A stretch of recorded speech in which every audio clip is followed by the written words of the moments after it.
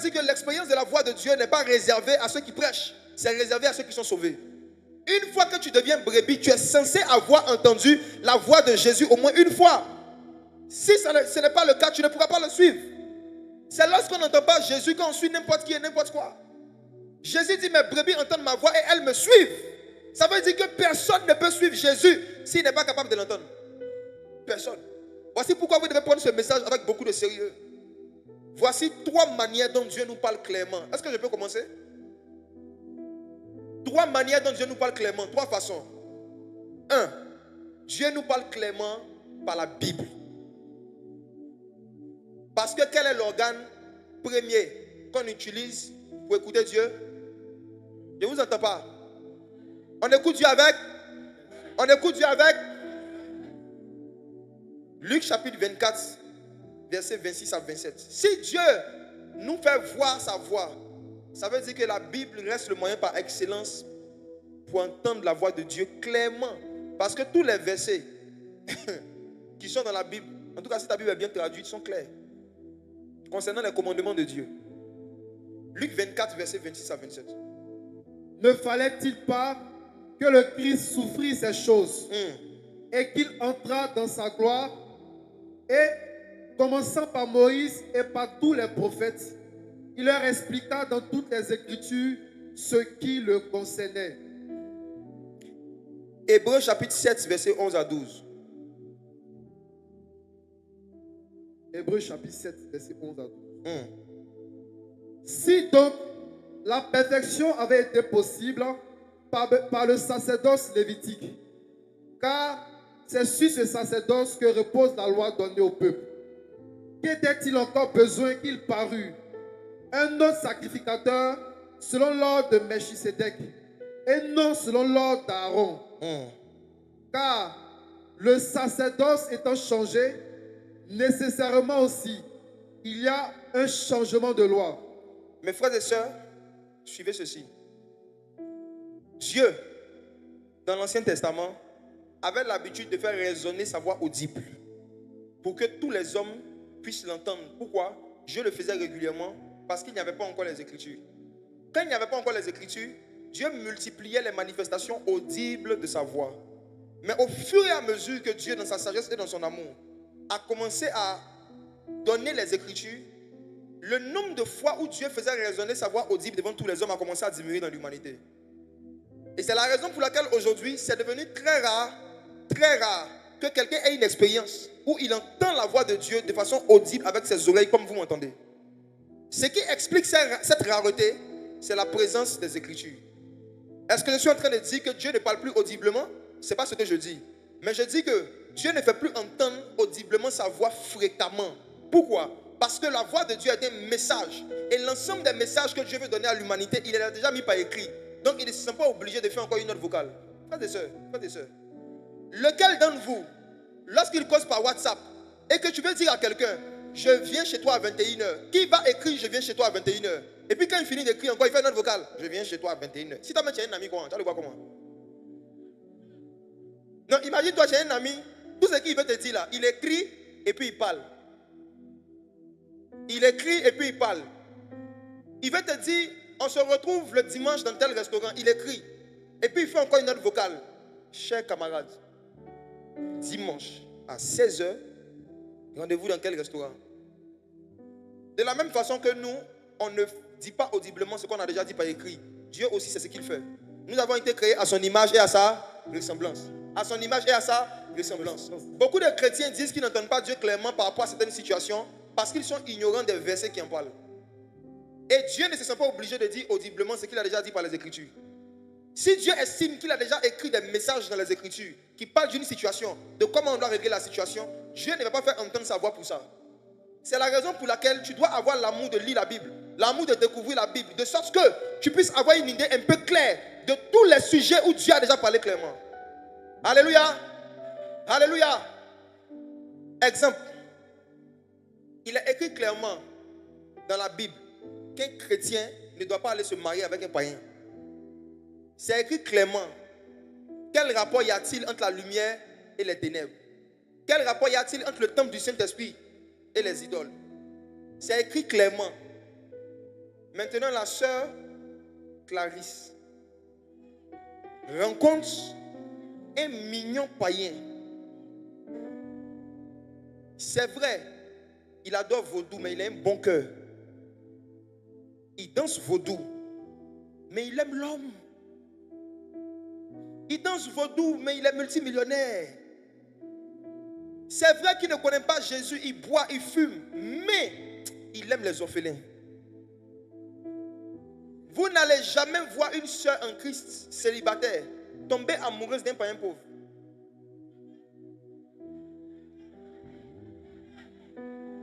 Leurs cœurs choisissent le type de païen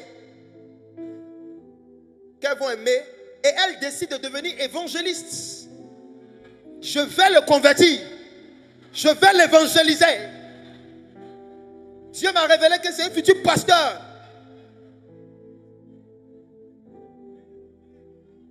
L'amour de l'argent est un don de révélation. Quand tu as l'amour de l'argent, tu vas avoir des visions sur la destinée de certaines personnes avec qui tu veux rentrer en relation. Mais pourtant, Dieu n'a pas parlé. Dieu a déjà dit dans les Écritures que si tu as la grâce de le rencontrer avant de ton mariage, tu ne peux pas te marier avec quelqu'un qui ne le craint pas. C'est écrit. Maintenant, la sœur Clarisse rencontre le frère Pablo. Et elle décide de prendre 7 jours de jeûne et de prière pour connaître la volonté de Dieu. Tu sais qu'il est païen, tu sais qu'il n'est pas né de nouveau, tu sais qu'il n'aime pas Jésus. Mais tu décides d'aller demander à Dieu, Père, est-ce lui? Si ce n'est pas ta volonté, donne-moi un signe. La voix de Dieu. Je connais beaucoup de ceux en Christ qui ont joué à ce jeu, elles toutes elles ont regretté. Voici quelque chose que vous devez savoir sur la nature de Dieu. Lorsque tu viens demander à Dieu quelque chose pour lequel tu as déjà la réponse dans la parole, Dieu va te répondre. Et il va te dire de faire ce que tu veux faire. Oui. Tu ne tenteras point le Seigneur, ton Dieu. Quand tu connais la volonté de Dieu par écrit et que tu viens prier Dieu pour lui poser une question, tu es en train de lui dire, Seigneur, c'est vrai que tu as dit de ne pas se marier avec un inconverti, mais est-ce que tu ne peux pas faire une exception pour moi? Il va dire à Foy, tu es signe, non? Tu as fait un songe où tu es en robe blanche, le frère en veste bleue. Puis vous vous mariez. Dieu est ironique et Dieu est redoutable. Lorsqu'il a déjà révélé clairement sa volonté par écrit et qu'un homme vient lui demander une question, Dieu voit ça comme un affront, comme si tu viens le tenter. Et la réaction de Dieu en général, c'est de te donner le go. Ils aiment ça, non? Dieu m'a donné le go. Go.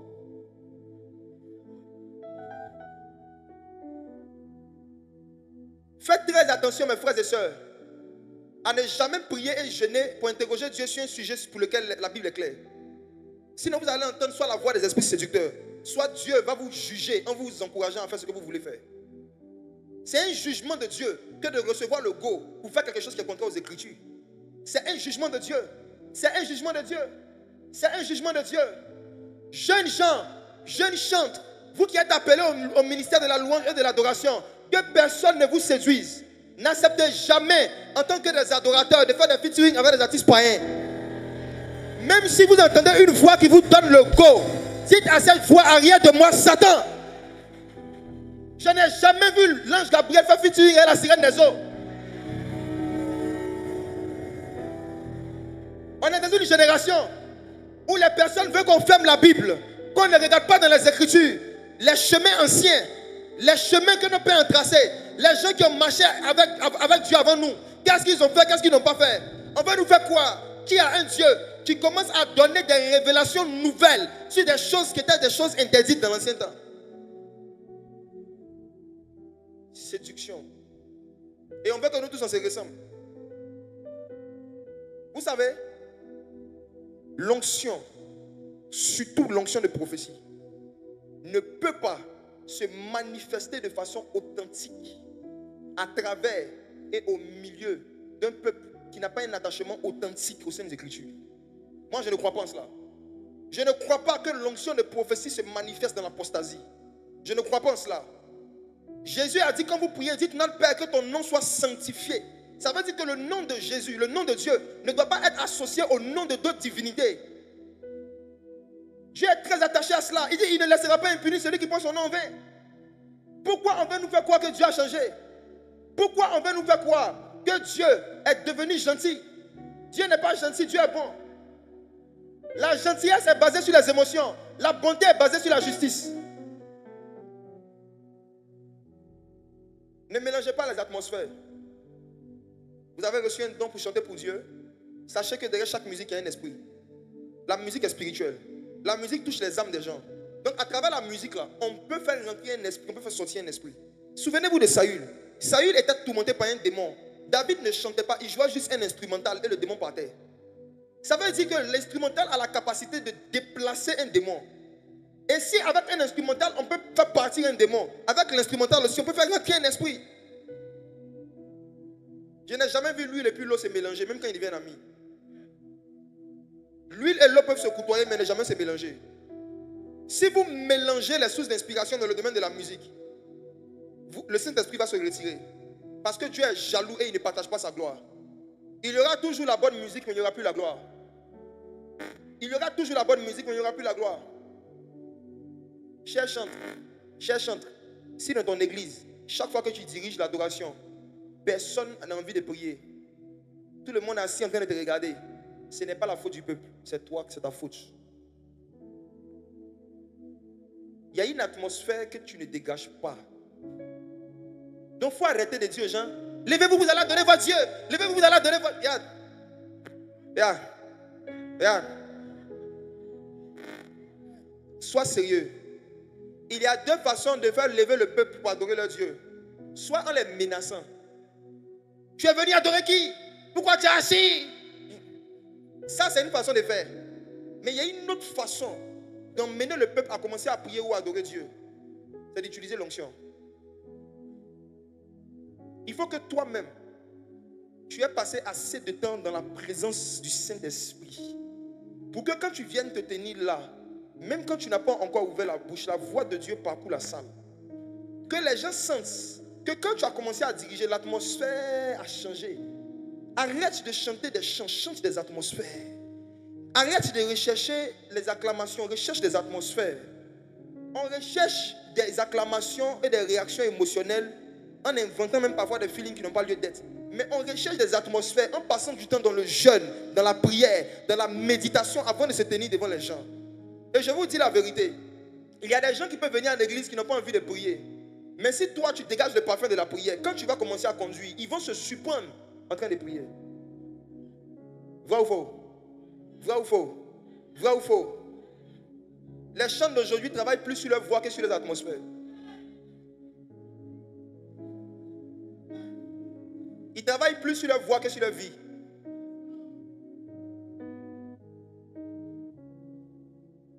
Le Saint-Esprit cherche une génération de musiciens et de chanteurs dont les cantiques ne sont pas les conséquences de la tendance actuelle, mais dont les cantiques sont les conséquences de la voix de Dieu. Si la voix de Dieu fait enfanter les biches, c'est que la voix de Dieu peut faire chanter des chants nouveaux. Je reprends. Si la voix de Dieu peut faire enfanter les biches, c'est que la voix de Dieu peut faire enfanter les chantres. Des chanteurs et des musiciens peuvent enfanter des nouvelles atmosphères, des nouveaux chants, pourvu qu'ils entendent la voix de Dieu. Et la première façon de voir, d'entendre Dieu clairement, c'est les Saintes Écritures. C'est les Saintes Écritures. C'est les Saintes Écritures.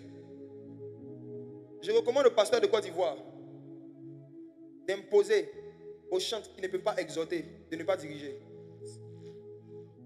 Je dis, il faut qu'on impose dorénavant aux chantres qu'avant de chanter, il faut nous exhorter. Partage-nous ce que tu as médité en semaine. Et puis à partir de là, chante. C'est là que vous allez voir la différence entre les chanteurs et les chantres. Un chanteur met l'accent sur la musique, un chanteur met l'accent sur la parole. Au commencement n'était pas la musique, au commencement était la parole. La parole était avec Dieu et la parole était avec Dieu. Toutes choses ont été faites par elle.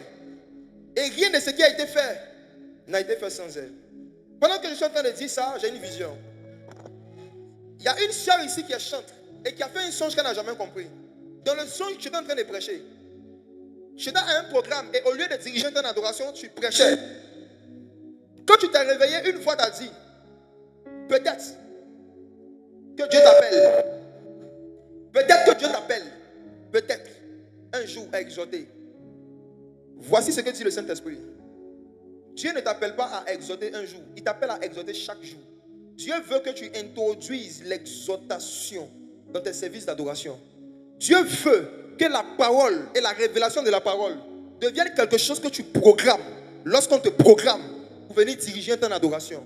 Dieu veut que même si c'est en 5 minutes, en 2 minutes ou en 30 secondes, avant de relâcher un cantique, que tu relâches un réma. Et sur la base maintenant du réma, tu envoies le chant. Tu vas voir que ça ne sera pas la même atmosphère. La personne concernée, que la puissance de ce Jésus que tu t'es disposé pour servir commence à couler sur toi maintenant. À partir d'aujourd'hui, Dieu te donne une assurance.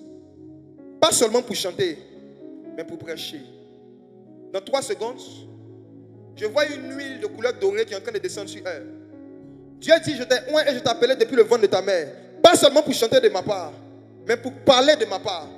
La musique sera juste un instrument que Dieu va utiliser pour que tu puisses apporter sa parole à des nations.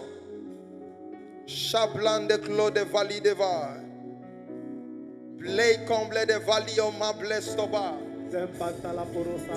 Ik appelle la Cordeva. Aidez les gens. Pendant que je dis ça, je vois des musiciens dans la foule. Des musiciens. Dieu dit qu'il vous envoyait ici pour que après cette veillée, vous ne jouez plus juste des instruments, mais que vous jouez des atmosphères. Chez Black Emplo de Pali. Yes. Il a kem atol les flots la beda. Je vois 7 coupes d'huile qui se tiennent dans les 7 rangées comme ça qui sont devant moi. Et je vois Dieu commence à répandre cette huile sur tous ceux et celles qui sont appelés au ministère de la louange et de l'adoration. Musiciens comme chantent. Il y a quelque chose de nouveau pour entendre Dieu dans le domaine des sons. Pour entendre Dieu dans le domaine des chants nouveaux qui est en train de venir sur vous. À cause de vous, Dieu interrompt la veillée. Wow.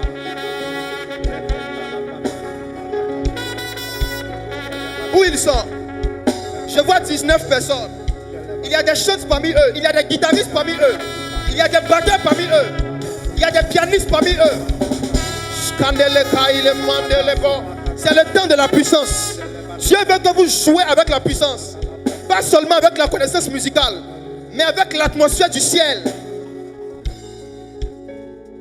C'était parmi vous, dans des atmosphères de prière comme ça, vous allez parfois avoir la forte impression d'entendre des mélodies. Vous allez avoir l'impression d'entendre des êtres fredonner certaines mélodies que vous aurez envie de reproduire. Et quand je suis en train de dire ça, je vois quelqu'un qui s'appelle Evodi. Evodi. Aidez les gens. Je vois Evodi, à qui le Seigneur avait mis à cœur de pouvoir apprendre la guitare. Tu sens dans ton cœur depuis plusieurs mois que tu dois apprendre la guitare et le piano. Tu es en train de reporter. Tu sais ce qui t'arrive? Je parle non seulement à toi, mais à toutes ces personnes, à tous ces chantres qui ne touchent pas encore un instrument, mais à qui Dieu avait parlé. Vous aviez entendu la voix de Dieu. C'est parce que vous n'avez pas encore obéi que Dieu ne vous a pas encore emmené à l'autre palier de votre ministère.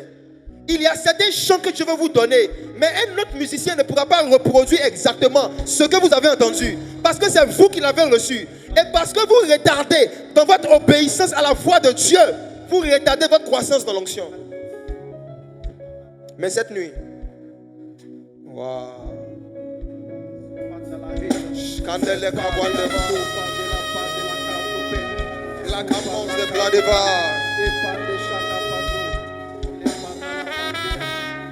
Cette nuit, Dieu répand une huile sur vous pour ressusciter en vous ce désir d'apprendre l'instrument. Dieu restaure votre forte envie d'apprendre ces instruments. Parce qu'il y a des chants qui doivent descendre du ciel. Et c'est vous qui devez manifester sa volonté sur la terre dans le domaine de la musique comme au ciel. Comme au ciel. Comme au ciel. Comme au ciel. La génération de ceux qui vont chanter comme au ciel. La génération de ceux qui vont jouer à des instruments comme au ciel est ici. Sur la terre comme au ciel. Beaucoup de personnes, quand ils seront en contact avec les atmosphères de louange et d'adoration que vous allez créer, ils auront l'impression qu'ils sont comme au ciel. Comme au ciel. Comme au ciel. Comme au ciel. Est-ce que vous pouvez jouer? Le ciel est ouvert. Papa qui m'appelle.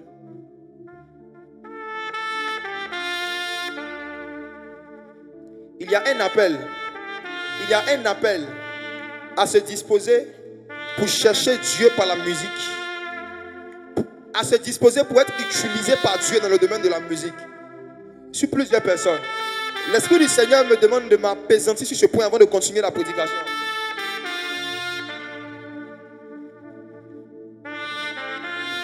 Pendant que cette mélodie est en train de passer, peu importe la partie du stade où tu es, si Dieu t'appelle à le servir dans le domaine de la louange et de l'adoration, et qu'il y avait une hésitation, qu'il y avait un découragement que tu avais vécu, ce soir, le Dieu de ton appel est en train de te rappeler et de restaurer en toi la passion. Shadir, venez avec eux. Venez avec eux. Service d'ordre. Dans 15 secondes, la gloire de Dieu va commencer à tirer des personnes. Tu es né pour me louer, dit le Saint-Esprit. Tu es né pour conduire le peuple à m'adorer, dit le Saint-Esprit. Tu es né pour ça. Tant que tu ne fais pas ça, tu ne seras pas en paix. Tant que tu ne fais pas ça, tu ne seras pas en joie. Aidez-les partout. Pali complet de va. Scandale.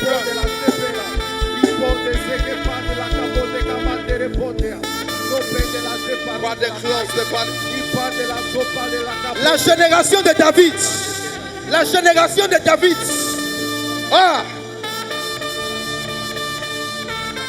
La génération de David. Mandola blinde pali. Voilà comme blinde blade. Brandi Pladeba. Il te dit monte ici.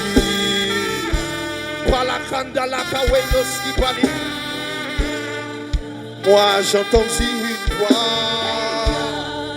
qui me dit monte ici. Et moi je répondis,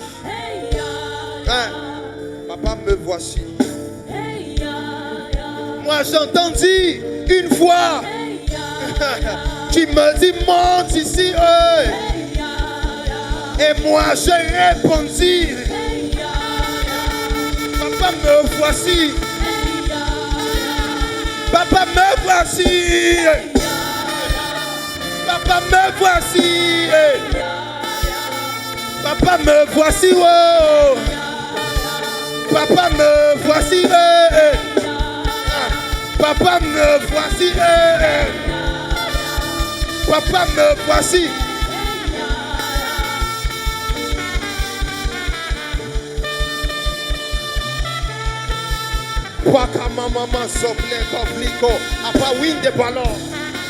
Sa gloire a rempli ce lieu. Sa gloire a rempli ce lieu. Il est en train de réparer des destinées. Il est en train de remettre des gens sur la voie de leur paix. Il est en train de restaurer des passions abandonnées. Hey, akum et paku et pahi aho. Yeah. Papa me voici. Me voici.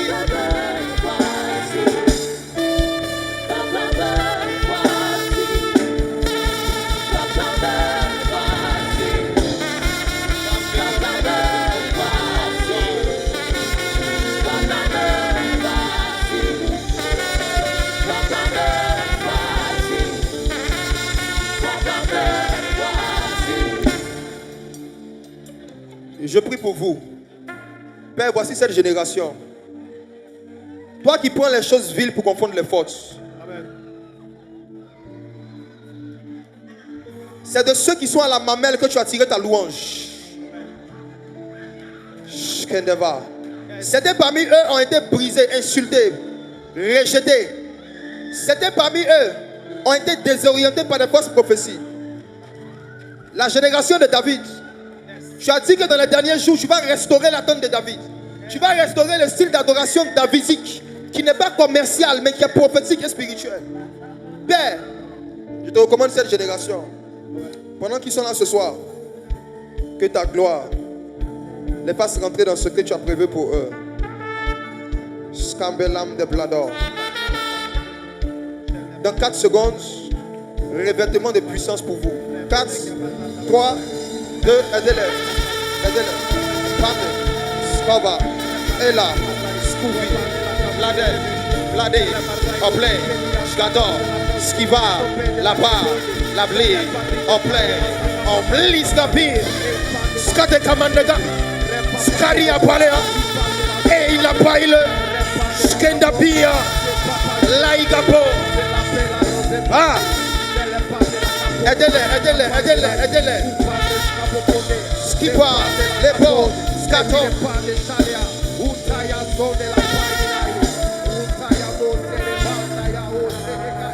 Je lève les mains, papa, me voici. Je lève les mains, papa, me voici. Je lève les mains, papa, me voici.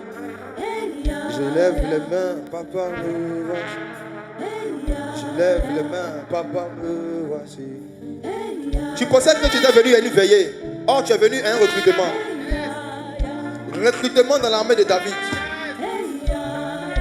Voici ce que dit celui qui tient la clé de David. Tu ne vas plus chanter comme avant. Tu ne vas plus jouer aux instruments comme avant. Shkembalis à beurre. Il placomble des valides, les coffee à power. Candela, il a prêt ton père. Il a pas wing de close de Valimor.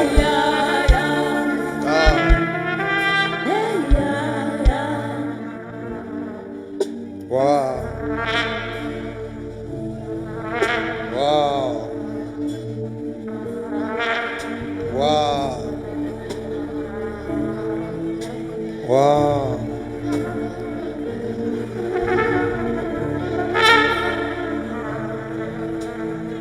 Sa voix parcourt le stade. La voix de l'Éternel parcourt. La voix de l'Éternel parcourt. L'emblée de vase. Il come au fait à toi. Yeah. L'atmosphère est devenue bizarre.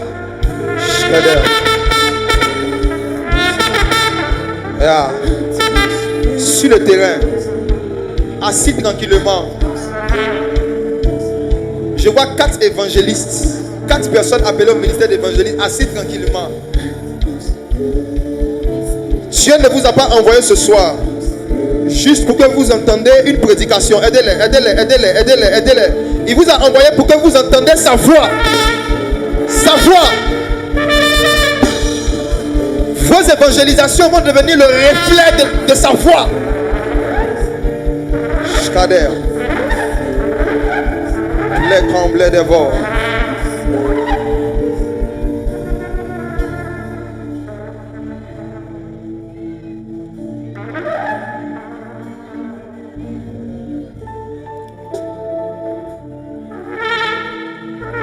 Déposez-les là.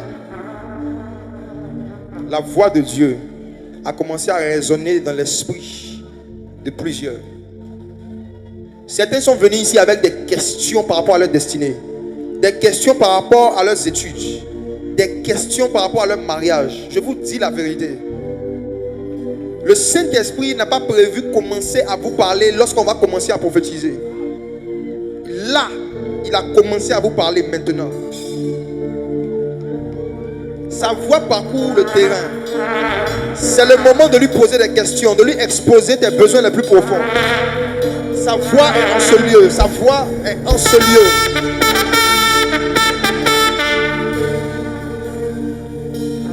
Sa voix est en ce lieu. Il fait son entrée. Il fait son entrée.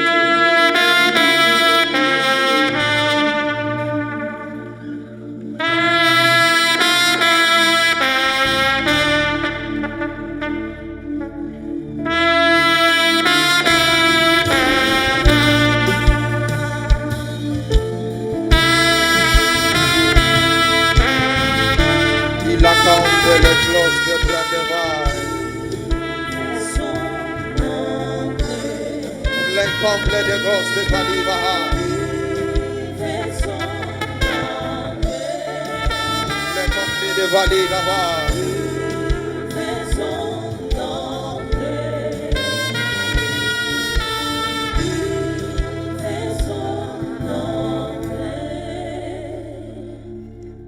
Je vois quelqu'un qui est sourd d'une oreille, que Jésus est en train de guérir.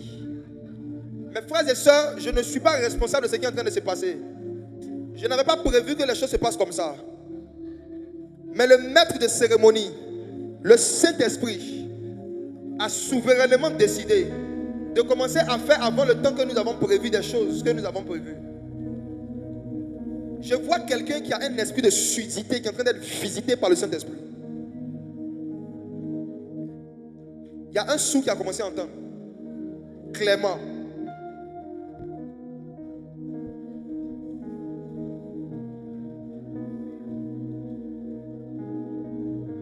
Jour, il fait son entrée, reste dessus.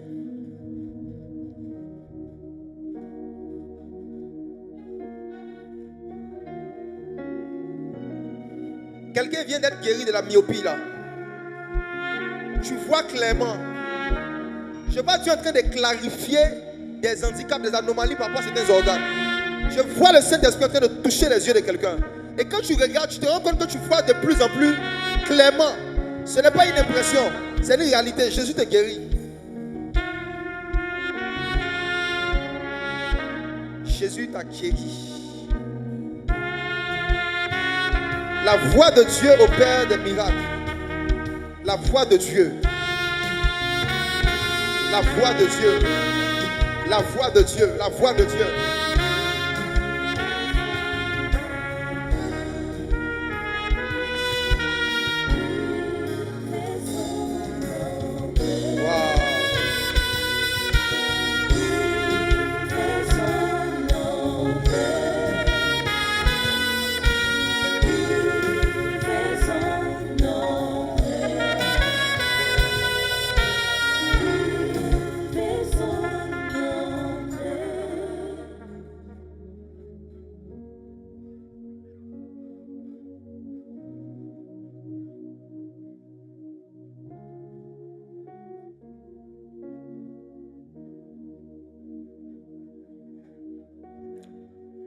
Il y a des gens qui cherchent Dieu. Et il y a des gens que Dieu cherche.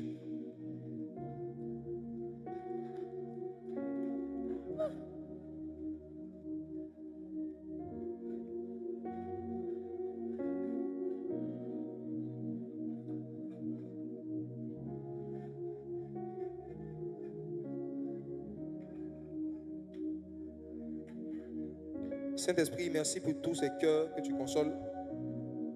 Pour toutes ces destinées que tu orientes, pour cette armée que tu encourages. Amen.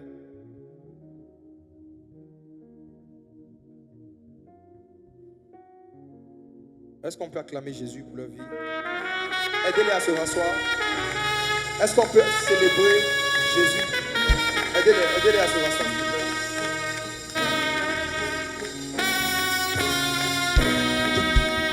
Dieu est là. Yeah. Dieu est là.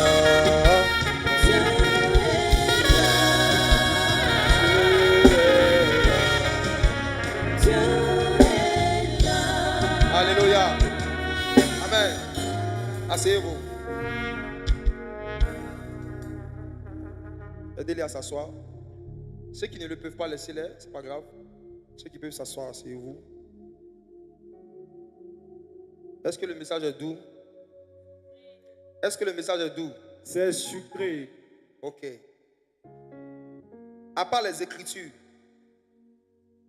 la deuxième manière dont Dieu peut te parler clairement, c'est à travers les songes et les visions claires. Les songes et les visions claires. Je vais commencer avec ça. Et on va voir comment l'Esprit du Seigneur va nous conduire encore. Job chapitre 33, versets 14 à 15. Parfait, laisse-le. Job chapitre 33, verset 14. Yeah. Dieu parle cependant, tantôt d'une manière, tantôt d'une autre, et l'on n'y prend point garde. Il parle par des songes, par des visions nocturnes, quand les hommes sont livrés à un profond sommeil, quand ils sont endormis sur leur couche. On va lire le deuxième verset dans Actes chapitre 10, à partir du verset 3. Actes chapitre 10, à partir du verset 3. Vers la 9e heure du jour, il vit clairement dans une vision un ange de Dieu qui entra chez lui et qui lui dit, « Corneille !»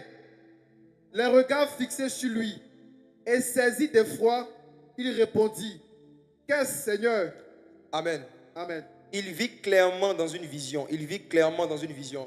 J'ai lu ce verset pour vous faire remarquer le mot clairement, qui est l'un des mots de notre thème général. De qui on parle lorsqu'on dit qu'il vit clairement dans une vision un ange? C'était Corneille. Qui était Corneille? Corneille était un païen. Corneille n'était pas converti à Jésus. Corneille n'était pas baptisé encore par immersion. Corneille n'avait pas encore reçu le Saint-Esprit. Mais il vit clairement un ange. Mes frères et sœurs, si quelqu'un qui n'était pas encore baptisé du Saint-Esprit, ni baptisé par immersion, qui n'était pas encore converti à Jésus, pouvait voir clairement, et nous qui avons le Saint-Esprit, est-ce que c'est normal que nous ne voyons pas clairement? Est-ce que c'est normal que nous ne voyons pas clairement? Vous ne me répondez pas. Est-ce que c'est normal que nous ne voyons pas clairement? Non. Si un païen, Dieu peut lui faire la grâce de voir clairement, qu'est-ce qu'il peut faire pour nous, ses enfants? Voici, je vais définir des termes qui vont aider tout le monde. C'est quoi un songe? C'est quoi une vision? C'est quoi la différence entre les deux? Qui se pose ce genre de questions? Quels sont les différents types de visions? Comment on fait pour savoir qu'on a une vision? En fait, les thèmes viennent répondre à des questions que la majorité des enfants de Dieu se posent dans une saison. Amen. C'est parce que Dieu sait que c'est une question ou des questions qui sont en suspens dans le cœur de beaucoup de ses enfants dans une saison, que Dieu, dans sa sagesse et dans sa souveraineté, a inspiré ce sujet. Donc, suivez bien ce qui va être expliqué. Qu'est-ce qu'un songe? Je commence par ça. Je veux vraiment simplifier les compréhensions. Un songe, c'est quoi? Daniel 4, verset 9. C'est quoi un songe? Daniel 4, le verset 9. Yes. Belshazzar, chef des magiciens, qui a en toi, je le sais, l'esprit des dieux saints, et pour qui aucun secret n'est difficile. Donne-moi l'explication des visions que j'ai eues en songe. Donne-moi l'explication des visions que j'ai eues en songe. Donne-moi l'explication des visions que j'ai eues en songe. C'est quoi un songe? Un songe, c'est un ensemble de visions qu'on a pendant qu'on dort. C'est tout. Amen. Un songe, c'est un ensemble de visions qu'on a dans le sommeil. C'est tout.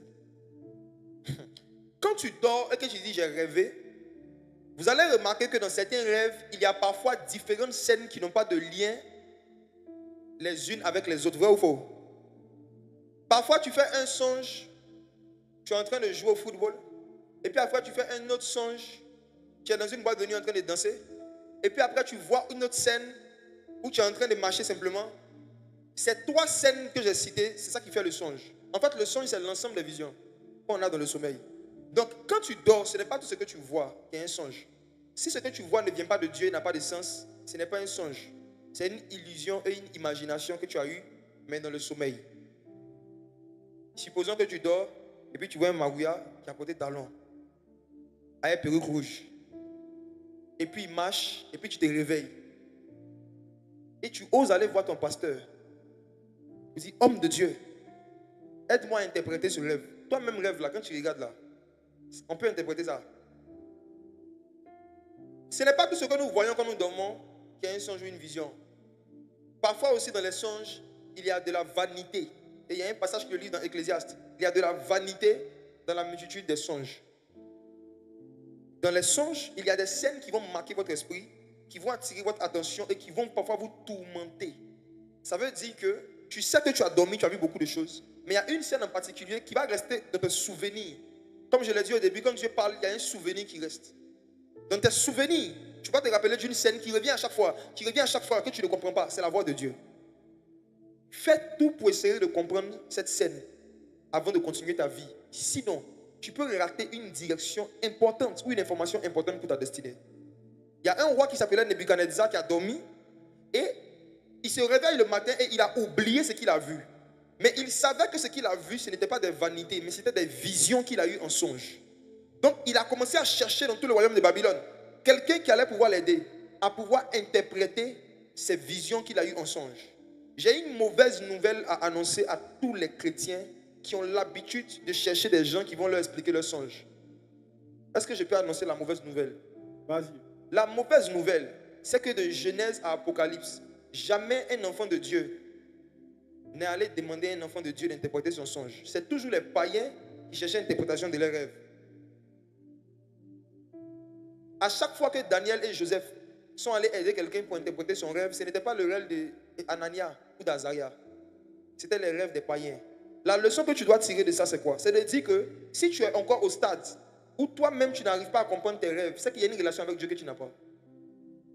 C'est ceux qui n'avaient pas de relation avec le Seigneur qui cherchaient toujours l'interprétation de tous les rêves. Quelqu'un qui est en communion avec Dieu doit avoir la foi que le même Dieu qui t'a donné le songe, le même Dieu peut te donner l'interprétation. Tu dois avoir la foi de croire que Dieu peut te faire comprendre ce qu'il te montre. Ce qui se passe, c'est quoi? Pourquoi parfois des païens font des songes qui viennent de Dieu? Parce que parfois Dieu sait qu'ils n'ont pas l'interprétation. En fait, Dieu donne les songes à tout le monde, mais il donne l'interprétation à ses enfants. Oui. Ce n'est pas le songe qui prouve que tu es un enfant de Dieu, c'est l'interprétation. Dieu donne les songes à tout le monde, mais Dieu donne l'interprétation à ceux qui lui appartiennent. Voici pourquoi si tu es dans l'église depuis plus de 3 ans, mais il ne t'est jamais arrivé de faire un songe que toi-même tu as compris, tu es en danger. Demande à ton voisin, j'espère que ce n'est pas de toi le pasteur parle. Frères et sœurs, ce n'est pas une bonne culture, quand tu veux devenir mature spirituellement, d'avoir l'habitude de raconter tous tes rêves à des pasteurs ou à des prophètes ou à des chrétiens pour qu'ils t'aident à comprendre. Lorsque tu fais un songe que tu ne comprends pas, la première personne à qui tu dois t'adresser dans le jeûne et dans la prière pour comprendre, c'est l'auteur du songe qui est le Saint-Esprit.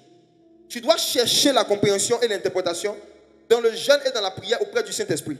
Et c'est lorsque le Saint-Esprit maintenant te dit, va raconter le songe à telle personne que tu vas raconter. Si tu veux grandir dans la faculté, que Dieu te parle clairement dans le domaine des songes, il faut éviter de développer la culture, d'aller rapidement exposer tous tes songes, tous tes rêves à des pasteurs, à des prophètes ou à d'autres frères et sœurs. Alléluia. Qui a déjà vu quelqu'un interpréter les songes de Daniel? Quand Daniel faisait ses songes, qui interprète? Si vous ne faites pas attention, vous allez devenir paresseux à chercher Dieu personnellement. Et c'est comme ça que parfois on délègue la responsabilité de son intimité avec Dieu à quelqu'un d'autre. Prenez la décision ce soir que dorénavant vous allez croire, vous allez avoir la foi que le Dieu qui donne le songe, ce même Dieu peut vous donner l'interprétation. Amen. Amen. Dans le domaine des songes et des visions, surtout des songes, on accède à l'interprétation par la foi. C'est par la foi. Tu dois croire de tout ton cœur que le même Dieu qui t'a rendu capable de voir ce que tu as vu dans ton sommeil va te rendre aussi capable de comprendre. Parlons un peu maintenant des visions. C'est quoi une vision? Suivez très bien cette partie. Une vision, ce n'est pas une image. Une vision, ce n'est pas un écran géant qui apparaît et puis tu vois des informations dessus. Une vision, c'est une information que Dieu met dans ton esprit sans passer par tes 5 sens. Je réponds. Une vision, c'est toute information que Dieu met dans ton esprit sans que cela ne soit passé par tes 5 sens. Ça veut dire que l'information arrive dans ton esprit alors que tes yeux physiques n'ont rien vu, tes oreilles physiques n'ont rien entendu.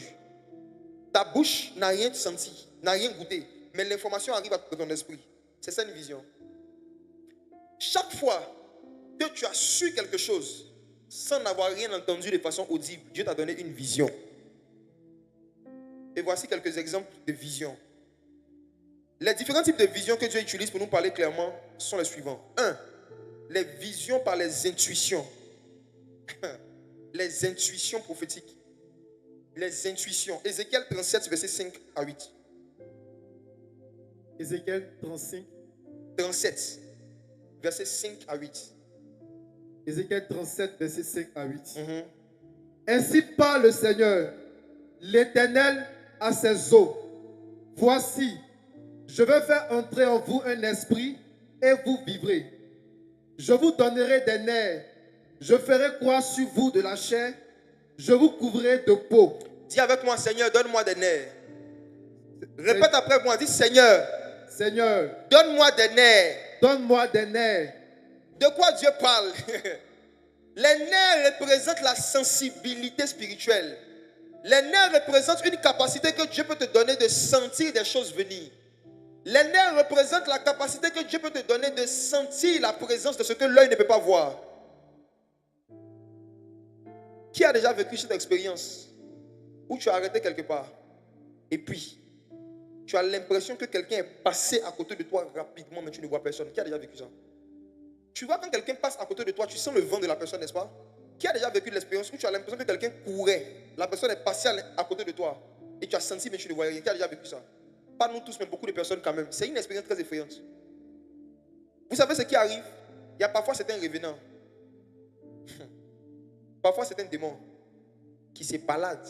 Il y en a qui font la course. Ils s'amusent. Et puis dans l'amusement, ceux qui sont un peu trop sensibles sentent leur mouvement. Ok. Cas pratique.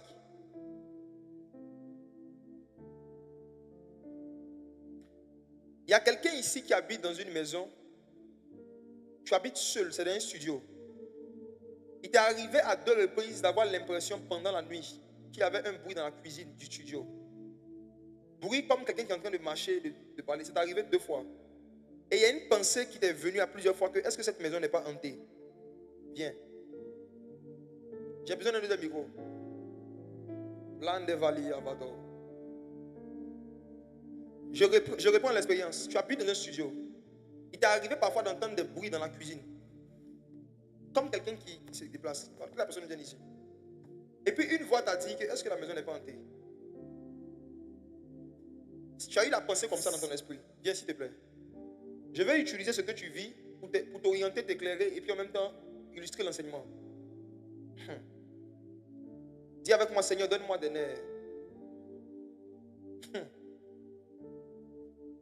C'est qui?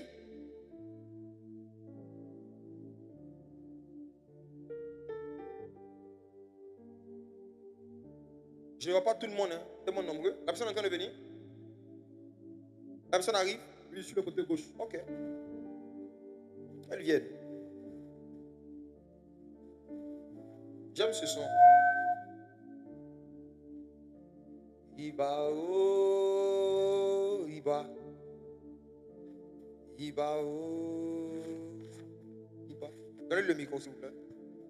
Chamble d'Aga Villa Divado Estema.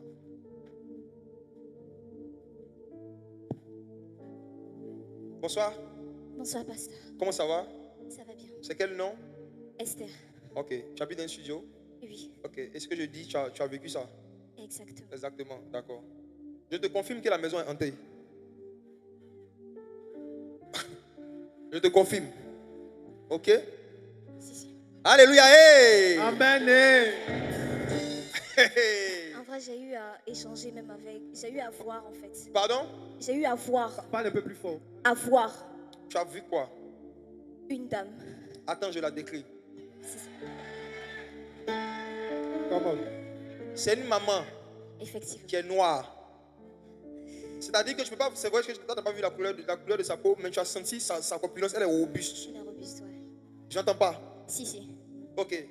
Je vais te parler de la personne qui habite avec toi, mais que tes yeux ne voient pas. Et ce soir, tu vas repartir avec une puissance, elle va déménager. Amen. Elle va déménager. Ce n'est pas toi qui dois déménager, c'est elle. Parce que tu es en train de penser à ça. Si, si. Tu es en train de penser à déménager. Oui. Parle-moi dans le micro. Oui, papa. Ne bouge pas. Jésus n'a pas dit en mon nom les démons vont vous chasser. Il dit en mon nom vous chasserez les démons. Amen. Voici. Il y a une femme qui habitait là-bas et qui est morte en fait par crise cardiaque. Longtemps avant toi. Et il se trouve que son esprit est resté là-bas. Parce qu'elle a été tuée en sorcellerie. Et c'est elle en fait qui chaque fois qu'il y a un locataire dans la maison, qui vient s'amuser avec lui. Mais tu es son terminus. Amen. Yes. Voyez ce que tu vas faire.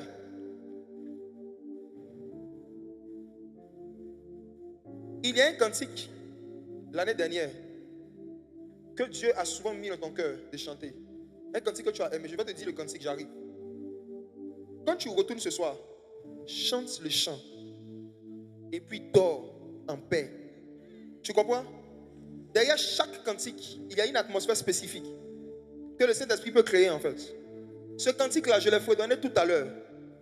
Le ciel est ouvert.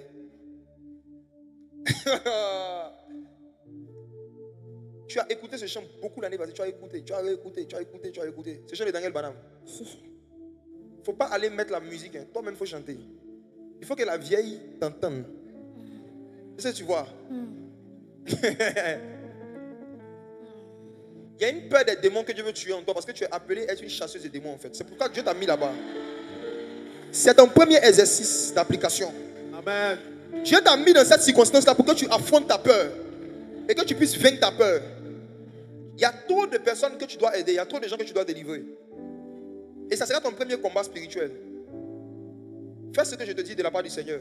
Sois en paix. Tu vas voir la puissance des cantiques. Quand tu vas rentrer là, chante ce chant-là dans la maison, surtout dans la cuisine, chante même. Et puis quand tu finis, dors. Tu vas faire un songe dans la même semaine où quelqu'un va venir t'agresser. Mais tu vas voir la force que tu auras de frapper la personne, de dominer la personne. Amen. Ça va montrer que spirituellement parlant, tu aurais grandi. C'est parce que tes nerfs spirituels sont en bon état, ta sensibilité spirituelle est en bon état, que tu as senti le mouvement. Il y a des gens qui ont habité là avant toi. Hein? Ils perdaient des objets.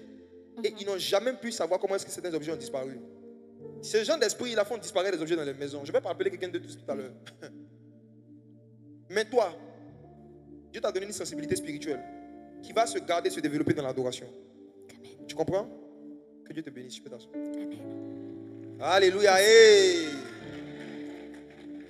Dis avec moi, Seigneur, donne-moi des nerfs. Seigneur, donne-moi des nerfs. Les intuitions prophétiques, c'est la capacité de sentir quelque chose sans voir. C'est la capacité de sentir le mouvement de certains esprits. La faculté de sentir des dangers venir. La faculté de sentir des choses. Et il y a des personnes chez qui c'est très développé. Il y a des amis, qui a déjà eu ce genre d'amis où chaque fois qu'il va te dire, celle-là, elle va te trahir. Ça arrive. Les hommes, ayez l'habitude d'écouter vos femmes. Parce que dans ce domaine-là, Dieu parle beaucoup aux femmes avec les intuitions, les fausses intuitions. Tu peux avoir un ami que tu aimes, tu dis c'est mon meilleur pote. Et puis la femme va te dire, ton meilleur pote là, je ne le sens pas. C'est le plus bas niveau de révélation prophétique. Parce qu'il n'y a pas de précision. Mais c'est des fausses impressions persistantes. Et qui parfois même peuvent être dérangeantes vis-à-vis des gens. Tu n'as pas encore de fait. Mais quand tu vois la personne, tu te sens dérangé dans ton esprit.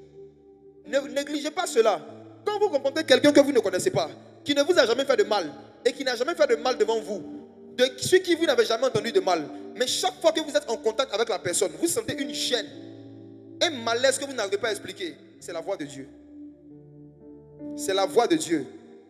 Certes, cette voix n'est pas encore claire. Mais d'abord, Dieu te parle de façon pas claire. Il faut écouter ça d'abord, puis clair va venir après, ok? Amen. Lisons un deuxième passage qui montre comment est-ce que David avait cette expérience. 1 Samuel 24, verset 3 à 7. Parfois, tu t'apprêtes à faire quelque chose, puis ton cœur bat, tu as peur. C'est la voix de Dieu. Parfois, tu t'apprêtes à signer un contrat à chaque homme d'affaires. Et à quelques jours du contrat, tu te sens mal, tu te sens hésitant. Tu as envie de remettre la chose en question. C'est la voix de Dieu. Tout ce qui n'est pas le fruit d'une conviction.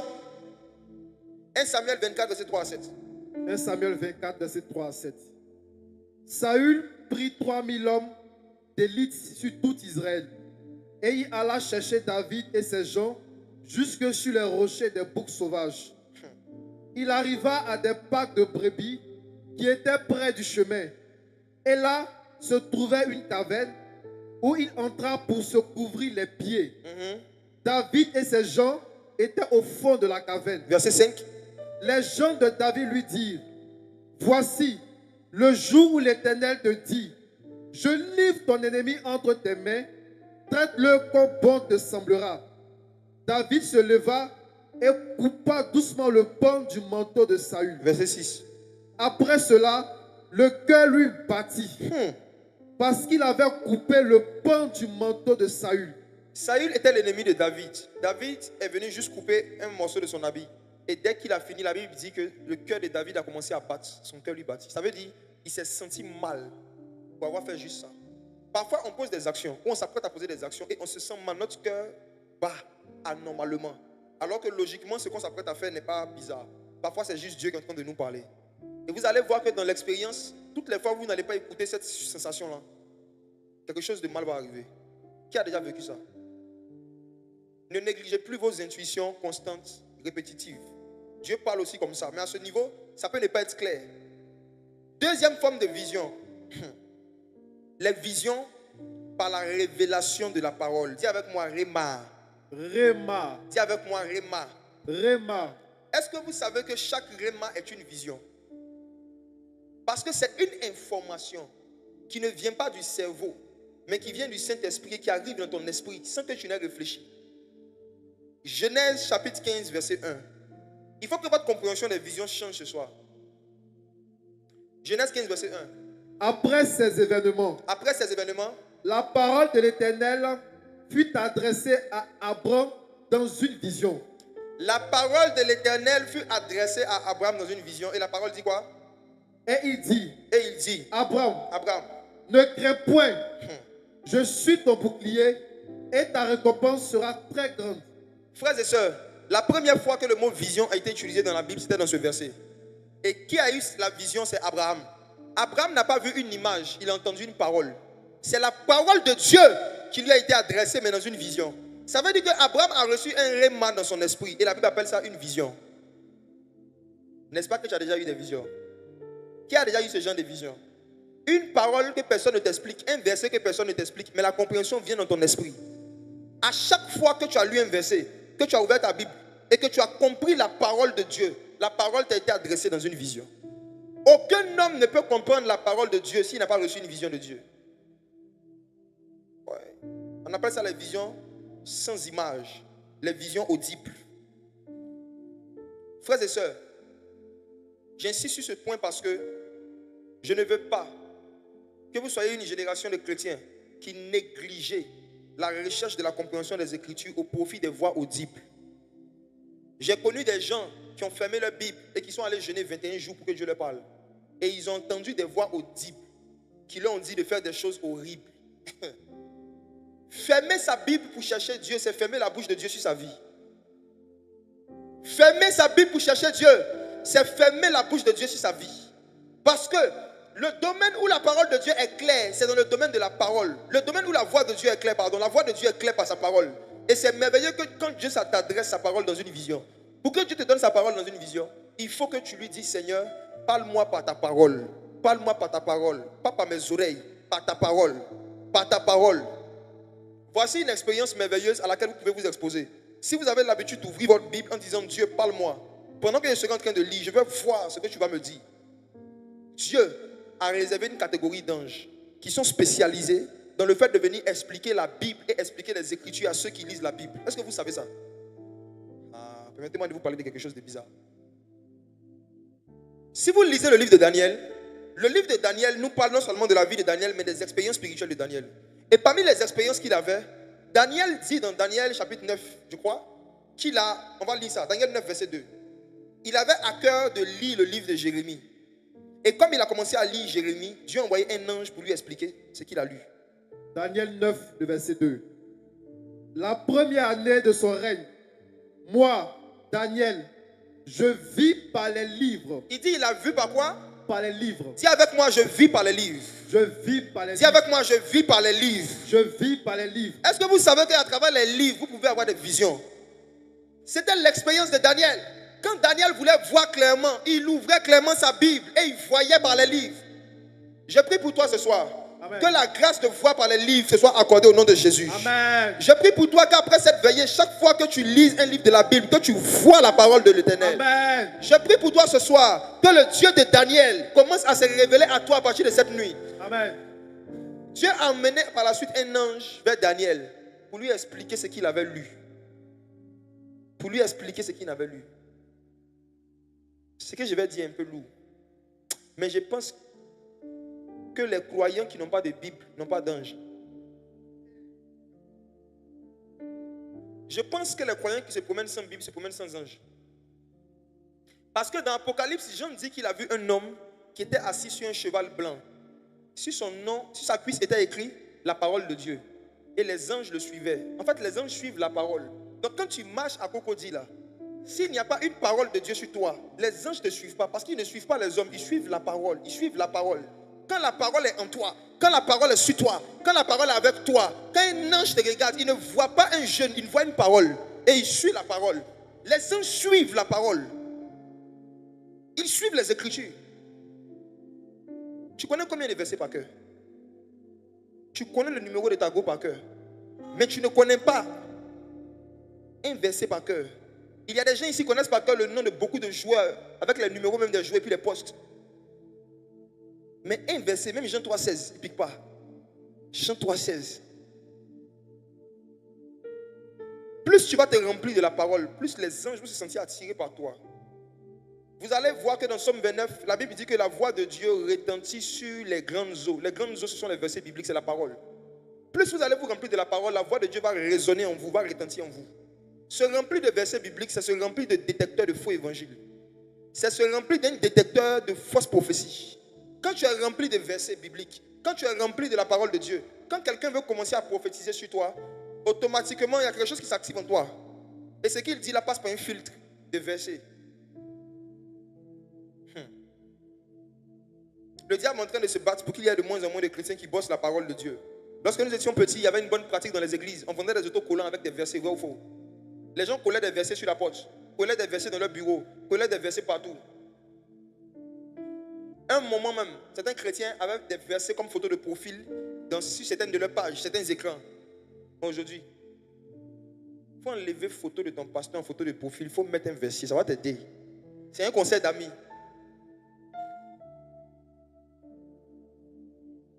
C'est un conseil de frère. Ce n'est pas à force de regarder le visage des daddies que tu vas devenir spirituel. C'est quand tu regardes la parole de Dieu. Je n'ai rien contre les photos des pasteurs qu'on met. On peut mettre, moi-même pour moi, on met souvent. Mais je dis que si tu sais que tu ne connais pas beaucoup de versets, pour t'aider, toi-même, il faut toujours mettre des versets sous tes yeux. Il faut toujours mettre des versets sur les choses où tes yeux tombent régulièrement. Ça va t'aider à rester en contact avec la parole de Dieu. Dieu parle clairement à travers les révélations de la parole. Maintenant, troisième type de vision. C'est à ce niveau-là maintenant que vont trouver réponse à leurs questions. Les personnes qui se posent des questions par rapport aux visions quand tu es en face de quelqu'un. Éphésiens 1, verset 16 à 18. Éphésiens 1, verset 16 à 18. Je ne cesse de rendre grâce pour vous, faisant mention de vous dans mes prières, afin que le Dieu de notre Seigneur Jésus-Christ, le Père de gloire, vous donne un esprit de sagesse et de révélation dans sa connaissance, et qu'il illumine les yeux de votre cœur. Les yeux de quoi? De votre cœur. Les yeux de quoi? De votre cœur. Sur le corps physique, c'est la tête seulement qui a des yeux. Mais dans le monde spirituel, chaque organe a des yeux. Même ton cœur a des yeux. Est-ce que tu sais que ton cœur a des yeux? Et c'est avec les yeux du cœur que Dieu donne des visions claires. Il faut que les yeux de ton cœur soient illuminés, c'est-à-dire éclairés. Or, la lumière, c'est quoi? C'est la parole de Dieu. Ça revient encore à ça. Ça veut dire que plus tu remplis ton cœur de la parole, plus tu mémorises des versets, plus tu bosses des versets, tu vas avoir des visions claires. En fait, la clarté des visions de ton cœur dépend de la quantité de lumière que tu as fait rentrer à l'intérieur de toi. Oui. La clarté des yeux de ton cœur dépend de la lumière que tu as mise dans ton cœur. Bosser la parole de Dieu, c'est mettre la lumière dans son cœur. Les yeux du cœur. Les yeux du cœur. Tout à l'heure, quand j'ai dit j'ai une vision et que j'ai appelé la fille, je vous dis la vérité, frères et sœurs, je n'ai vu aucun écran. Je n'ai pas entendu une voix audible. Tout s'est passé dans mon cœur. C'est les yeux de mon cœur qui ont vu qu'il y avait Atoto dans la maison de la sœur. C'est les yeux de mon cœur. Yes. Yeah. Quand tu prends le temps de mettre de la lumière en toi, de la parole de Dieu en toi, d'apprendre la parole de Dieu, tu illumines les yeux de ton cœur. Et maintenant, ton cœur peut voir clairement les choses que Dieu lui montre. Le problème avec les chrétiens, c'est qu'ils pensent que Dieu ne leur montre pas des choses. Dieu montre, c'est vous qui ne voyez pas. Mais tu auras beau montrer un éléphant à un aveugle, il va dire qu'il ne voit rien. Dieu montre des choses. Dieu montre. Maintenant, est-ce que les yeux de ton cœur sont éclairés? La quantité de paroles qui est en toi, la quantité de lumière en toi, est-ce qu'elle est assez forte? Vous allez voir que tous les serviteurs qui opèrent de façon authentique dans la parole de connaissance, c'est des gens qui ont la connaissance de la parole. Je reprends ma phrase. Tous ceux qui opèrent dans la parole de connaissance de façon authentique, c'est des gens qui ont la connaissance de la parole. Si vous voyez quelqu'un qui sait prophétiser bien, mais qui ne sait pas enseigner, fuyez-le. J'ai dit, fuyez-le. Celui qui sait prophétiser, mais qui ne sait pas enseigner, c'est un marabout. Celui qui sait enseigner, qui ne sait pas prophétiser, c'est un maître de maison. L'équilibre que Dieu veut que ses serviteurs ont, c'est qu'ils doivent avoir la connaissance de la parole et la parole de connaissance. C'est pourquoi ces deux noms-là se ressemblent. Parce que ces deux faces d'une même pièce. Plus tu remplis ton cœur de la connaissance de la parole, plus les yeux de ton cœur vont recevoir des paroles de connaissance. Ayez peur des super voyants qui ne sont pas des super enseignants. En général, c'est des super voyous. Soyez des gens qui cherchaient premièrement la lumière, la connaissance de la parole chez quelqu'un, avant de faire attention à ces paroles de connaissance. Prenez la décision, si vous voulez devenir et rester des amis du Saint-Esprit, de ne plus aller dans les ministères où on prêche pendant 10 minutes et puis on prophétise 2 heures. Sortez de là. Ça va vous rendre immature. On prend un verset seulement, on lit. On dit, lève-toi et brille, car ta lumière arrive. Répète après moi, ta lumière arrive. Ta lumière arrive. Je sens que je dois prophétiser. Le message est fini, moi. Je vois une lumière. C'est fini. Mes frères et sœurs, au commencement était la parole. La parole était avec Dieu. La parole était Dieu. Celui qui te donne une prophétie t'a donné une chose. Celui qui te donne la parole t'a donné Dieu. Je dis, celui qui te donne une prophétie te donne une chose. Celui qui te donne la parole, l'enseignement, il te donne Dieu, parce que la parole est Dieu. Et on ne peut pas dire qu'on cherche Dieu sans chercher la parole. On ne peut pas dissocier ces deux choses, frères et sœurs.